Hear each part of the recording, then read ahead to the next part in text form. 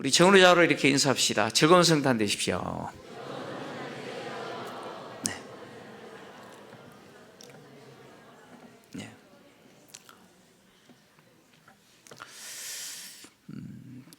예수님의 탄생을 기록한 성경이 이제 마태복음과 누가복음인데, 지난 주일에 마태는 요셉의 역할, 그리고 누가는 마리아의 역할에 초점을 맞춰서 또 기록했다고 했습니다. 그래서 오늘은 성탄절을 맞이해서 또 마리아의 역할에 초점을 맞춰서 가장 위대한 순종이라는 제목으로 또 하나님의 말씀을 나누려고 합니다. 예수님의 탄생을 기록한 마태도 그렇고 누가도 그렇고 예수님이 성육신 하셨다라고 기록하고 있습니다. 근데 이 성경을 부정하는 사람들은 예수님의 성육신에 대한 이 기록들을 마태가 그리고 누가가 당시 헬라 신화를 배경으로 지어낸 이야기라고 주장을 합니다. 아마 들어보신 분들도 계시리라 생각합니다. 헬라의 그 신화에 등장하는 영웅들 있지 않습니까? 영웅들의 그 출생 이야기를 모방한 거다라고 이렇게 말을 합니다. 예를 들면 뭐 헤라클레스나 뭐 포세이돈 이런 영웅들이 있잖아요. 근데 이런 영웅들은 실존했던 인물들이 아니고 뭐예요? 신화 속에 등장하는 그 상상 속의 인물이죠. 근데 예수 그리스도는 신화 속에 등장하는 인물이 아니고 인류 역사에 실존하셨던 분이셨습니다. 그리고 예수님의 탄생의 기록, 이 성육신의 기록이 헬라 신화에 등장하는 영웅의 출생 이야기와 전혀 다릅니다. 다른 이유가 뭐냐면 헬라 신화에 등장하는 이 헤라클레스도 그렇고 뭐 포세이돈과 같은 이런 영웅들의 출생 이야기는 신들이 결혼해서 낳은 아들들이죠. 그래서 여러분, 헤라클레스는요, 이 제우스라고 하는 신과 알크메네라고 하는 여신이 결혼해서 낳은 아들이죠. 그리고 포세이돈도 마찬가지죠. 크로노스라고 하는 신과 그리고 레아라고 하는 여신이 결혼해서 낳은 아들이 바로 이 포세이돈이라는 이 영웅이죠. 그러니까 헬라 신화에서 등장하는 이 영웅들은 다 남성 신과 여성 신이 관계를 통해서 태어난 신들이죠. 영웅들입니다. 근데 예수님은 전혀 그렇지 않죠. 예수님은 성령의 역사로 성육신화에서 처녀의 몸에서 태어나신 분이라고 기록하고 있습니다. 전혀 달라요. 모방한 게 아니죠.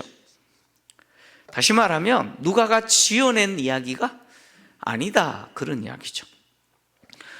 누가는 하나님의 보내심을 받은 천사 가브리엘이 마리아를 찾아간 이야기를 통해서 예수의 출생 이야기를 기록을 했습니다. 가브리엘은 세례 요한을 임신한 엘리사벳이 6개월 되는 그 달에 이제 마리아를 찾아갔는데, 바로 갈릴리 나사렛에 살고 있는 요셉이라는 사람과 약혼한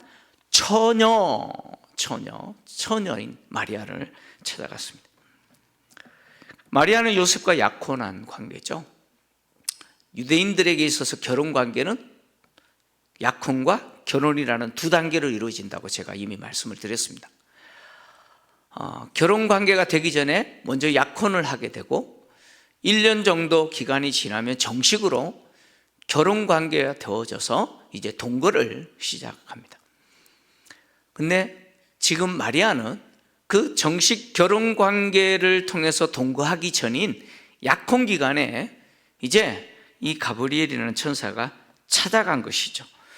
찾아가서 마리아에게 한 말이 뭐냐면 하나님의 은혜를 입은 여자라고 선언합니다. 마리아가 하나님의 은혜를 입었다는 거죠. 그리고 하나님이 너와 함께 하신다. 그리고 내가 잉태하여 아들을 낳을 것이다. 그리고 그 이름을 예수라 해라. 그리고 태어날 이 아이는 큰 자가 될 것이고 지극히 높으신 이의 아들이라 일컬어질 거다. 그리고 하나님이 그 조상 다윗의 왕위를 그에게 주실 것이고 그의 통치는 영원한 통치일 것이고, 그리고 그의 나라는 영원한 나라가 될 거다라고 하는 내용이 오늘 본문의 내용입니다. 마리아가 하나님께 은혜를 입은 여자인 이유는 뭡니까? 바로 하나님이 죄인인 우리를 구원하시기 위해서 당신의 아들을 보내시는데 누구를 쓰시는 거예요? 마리아를 쓰시겠다는 거예요. 그래서 하나님이 죄인인 우리를 구원하시는 그 구속의 역사를 이루시는 데 있어서 마리아는 하나님의 선택받은 여자가 되어져서 쓰시는 도구이기 때문에 은혜를 입었다라고 이야기합니다. 여러분, 인류의 역사에 있어서 위대한 왕을 낳은 그 어머니도 영광이죠, 그죠? 그래서 그 이름이 기록되어서 후대에 전해지잖아요. 근데 여러분, 마리아는 하나님의 아들을 낳을 여인이라는 거예요. 그리고 마리아가 낳을 이 아이는 인류의 역사에 있어서 가장 위대한 그 어떤 왕과도 비교할 수 없는 그런 절대적인 존재로서 태어나실 분이죠. 그래서 가브리엘이 마리아가 낳을 그 아이는 큰 자가 되고 지극히 높으신 이의 아들이라 일컬어질 거다라고 이야기해요. 여기 지극히 높으신 이라고 하는 이 말은 가장 높으신 분, 최고로 높으신 분, 더 높은 분이 없는 그분의 아들로 인정될 거라고 이야기합니다. 그러니까 비교할 수 있는 존재가 없는 절대적인 자가 태어나시는 거라고요. 누구의 몸을 통해서요? 마리아의 몸을 통해서. 그래서 절대적인 존재, 비교할 수 없는 존재로 태어나시는 분이기 때문에 그분의 통치는요, 영원한 통치고 그분의 나라는 영원한 나라죠. 예수가 영원한 통치자가 된다라고 하는 것은 그분의 통치를 막아설 사람이 없는 거죠. 그분의 통치를 끝낼 존재가 없다는 거예요. 그런 분이 누구를 통해서요? 마리아를 통해서 태어나실 거라는 거예요. 그래서 마리아는 하나님께 은혜를 입은 여자인 것이죠. 근데 이 마리아에게 나타나서 이 성육신의 사건을 고지하는 이 가브리엘의 말을 들은 마리아가 깜짝 놀라잖아요. 그러면서 하는 말이 뭐예요? 나는 남자를 알지 못한다는 거예요. 나는 남자를 알지 못하는데 어찌 일이 있을 수 있냐는 거예요. 일어날 수 있냐는 거죠. 남자를 알지 못한다라는 이 표현은 은유적 표현이죠. 남자와 성관계를 한 적이 없다, 그런 이야기예요. 근데 어떻게 내게 그런 일이 일어날 수 있냐는 거죠. 마리아가 이렇게 말하는 것은 가브리엘 천사의 말을 믿지 못해서 하는 말이 아니에요. 인간의 이성적인 판단이죠. 이성적인 판단으로서는 이해할 수 없는 일이죠. 생물학적인 지식으로는 도저히 불가능한 이야기잖아요. 그렇지 않습니까? 그래서 그렇게 이야기하는 거예요. 그래서 가브리엘이 인간의 이성으로서, 생물학적인 지식으로서는 일어날 수 없는 거 알아요. 그래서 뭐라고 이야기합니까? 그거 방식이 아니라는 거예요. 성령이 너에게 임하시고 지극히 높으신 이의 능력이 너를 덮을 거라는 거예요. 하나님의 능력, 지극히 높으신 이의 능력이 너를 덮으면 그런 일이 일어날 거라는 거예요. 여러분, 지극히 높으신 이의 능력이 무슨 능력입니까? 무에서 유를 창조하시는 능력이죠. 아무것도 없는 것에서 모든 것이 있게 만드시는 분이 지극히 높으신 이의 능력 아닙니까? 그 창조주의 능력이 여러분, 처녀의 몸에서 인간의 생명이 잉태되도록 못 하시겠어요? 그렇게 하실 수 있다는 거예요. 하나님 그렇게 하실 수 있다는 거예요. 천사는 하나님이 능히 그렇게 하실 수 있다는 사실을 예를 제시하죠. 늙어서 아이를 낳을 수 없다고 알려진 친족 엘리사벳이 이미 뭐예요? 아이를 임신했다는 거예요. 벌써 몇 개월이 됐다고요? 6개월이 됐다라고 이야기합니다. 그러면서 37절에 천사가 하는 말이 이렇게 말하죠. 대저 하나님의 모든 말씀은 능하지 못하심이 없느니라. 하나님의 말씀은 불가능이 없다는 거예요. 하나님은 말씀하신 대로 하실 수 있는 분이라는 거예요. 하나님은 피조 세계를 창조하시고 이 피조 세계가 하나님이 정한 질서대로 유지되고 운영되도록 질서와 법칙을 만드셨죠. 그죠?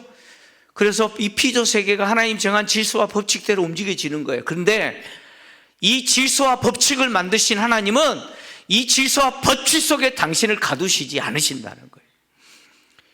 피조 세계를 만드시고 그 질서와 법칙을 만드셨지만 하나님은 그 속에 갇히시는 분이 아니시라는 거예요. 그래서 인간의 생물학적인 지식으로는 불가능한 일이지만 하나님은요, 능히 가능하신 분. 그래서 불가능이 없다라고 선언하는 이 가브리엘의 이 선언에 마리아는 인류 역사에 있어서 가장 위대한 순종의 고백을 해요. 오늘 38절인데 같이 읽겠습니다.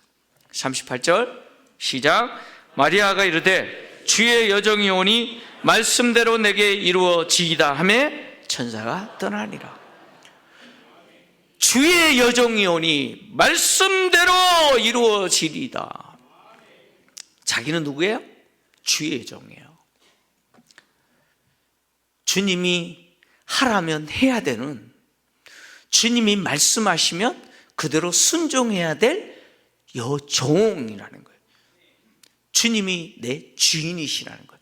주인이 하겠다는데 종이 아니요 할 수 없잖아요. 당연히 순종해야죠. 근데 더 중요한 건 뭐예요? 마리아의 이 결단이라는 거예요. 다시 말하면 마리아의 이 고백이 위대한 순종인 이유는 이건 대단한 결단이 있어야 되는 거예요.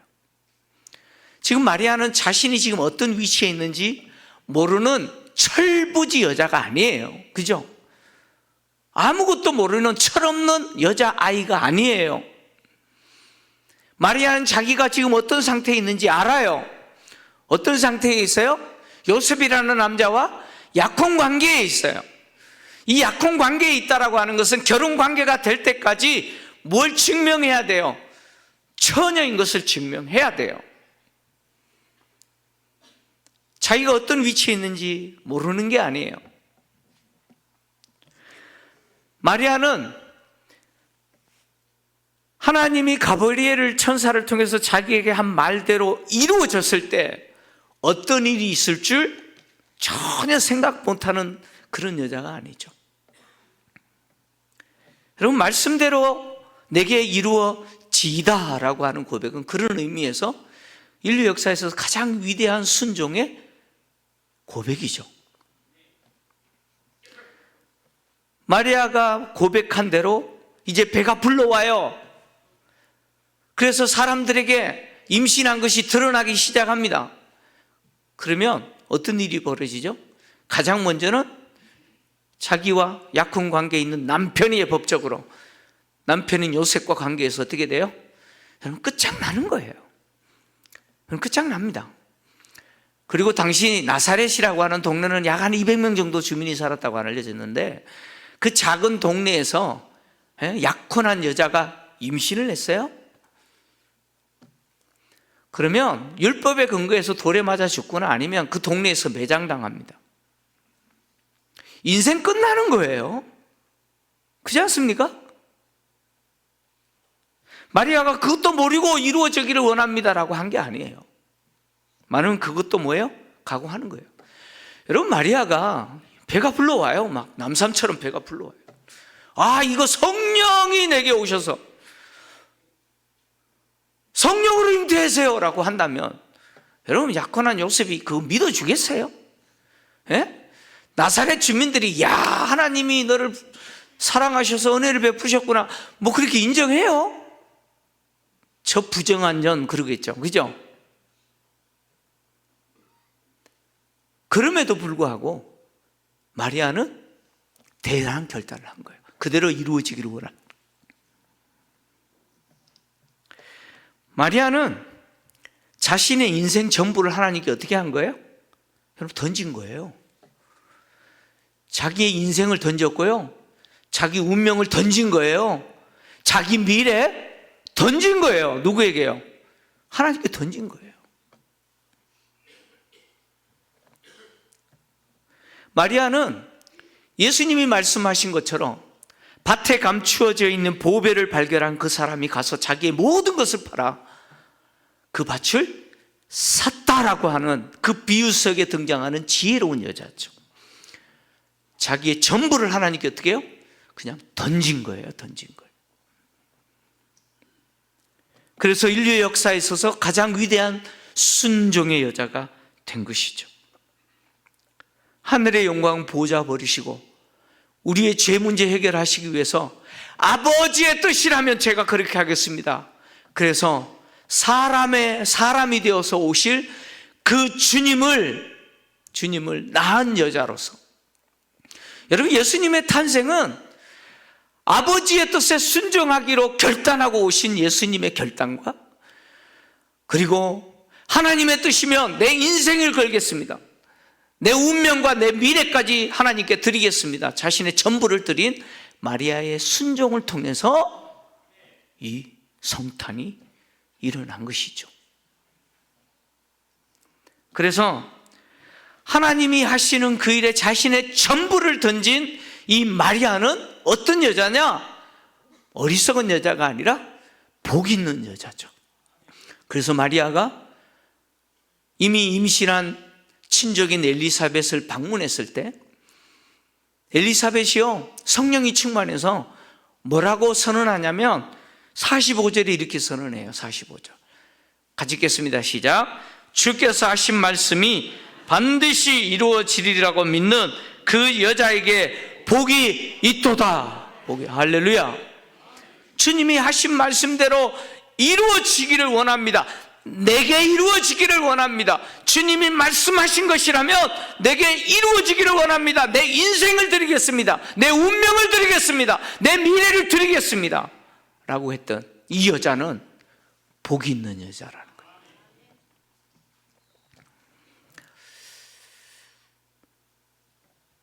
하나님의 뜻에 순종해서 하늘 영광 보호자 버리고 사람이 되어 오셨는데, 그것도 참 사람으로서는 태어나서 눕지 않을 구유에 누우시고 그렇게 비천한 자로 오신 그 주님, 그리고 하나님이 우리를 사랑하셔서 구원하시기 위해서 행하시기로 결정하시고 계획하신 그 구속의 역사를 행하실 거라고 마리아에게 순종을 요구하셨을 때, 내가 기꺼이 나의 운명을 드리겠습니다, 내 미래를 드리겠습니다라고 하나님께 던져버린 이 마리아와 주님은 오늘 성탄을 맞이한 우리에게, 하나님께 이 예배를 드리고 있는 우리에게 이렇게 묻습니다. 여러분은 뭘 순종하겠습니까? 우리에게 묻고 있는 거예요. 우리에게 뭘 순종하겠냐고. 제가 이 말씀을 준비하면서요, 참 너무 힘들었어요. 너무 힘들었어요. 왜냐하면 저도 순종해야 될 거 아니에요, 그죠? 강단에서 순종해야 됩니다, 떠드는 게 중요한 게 아니죠. 메시지 선포하는 게 중요한 게 아니라 뭔가 본을 보여야 되잖아요.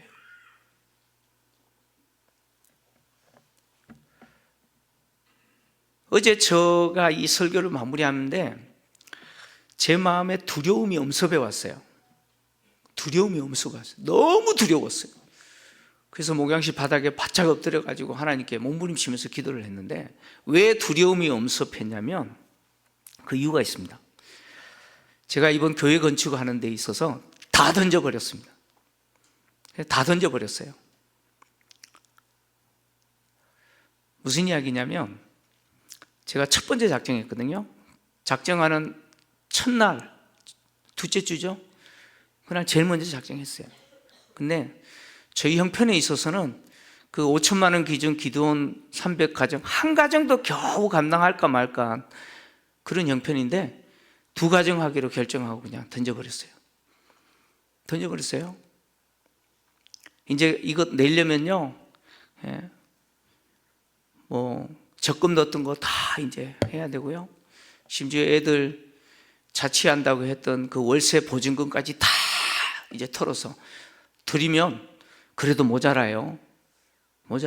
그래서 어떻게 하느냐, 나머지는 그냥 이제 교회에서 사례주는 거 그거 모아가지고 드리자, 분납하자. 그리고 다 던져버렸어요. 그래요. 그 던졌는데요, 두 마음이 있어요. 한 마음은 내 생에 이렇게 드릴 수 있어서 감사하다, 이런 마음이 있는 거예요. 근데 어제는요, 큰일 났다. 아무것도 없는 거예요. 아무것도 없는 거예요. 아파도 큰일 났네. 돈 들어갈 일이 생기면 큰일 났네. 이제는 어떡하지? 막 이런 생각이 엄습해 오는데요, 그게 두려움이 되더라니까요. 그 목사도 이런데 우리 성도님들은 얼마나 힘들까, 이런 생각이 드는 거예요. 근데 기도하는데 하나님 그런 마음 주세요. 무슨 마음 주냐면, 너 지금까지 네가 열심히 벌어서 먹고 살았니? 그래요. 가만 생각해보니까 또 그게 아니에요. 하나님이 열심히 또 먹게 살게 해주셨어요.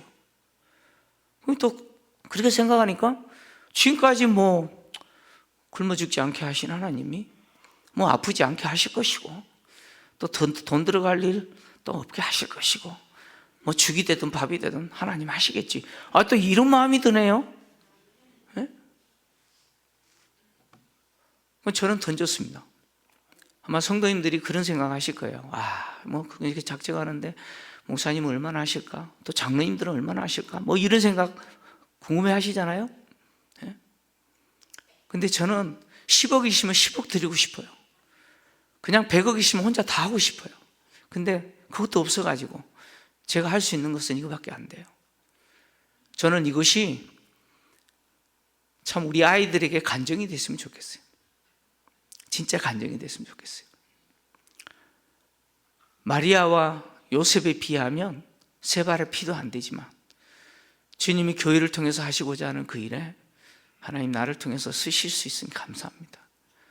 그래서 저는 그렇게 던졌습니다. 내가 자랑하는 거 아니에요. 오해하지 마십시오. 하나님이 저에게 요구하는 겁니다. 그게 지극히 작은 순종이라고 생각해서 그렇게 하는 겁니다.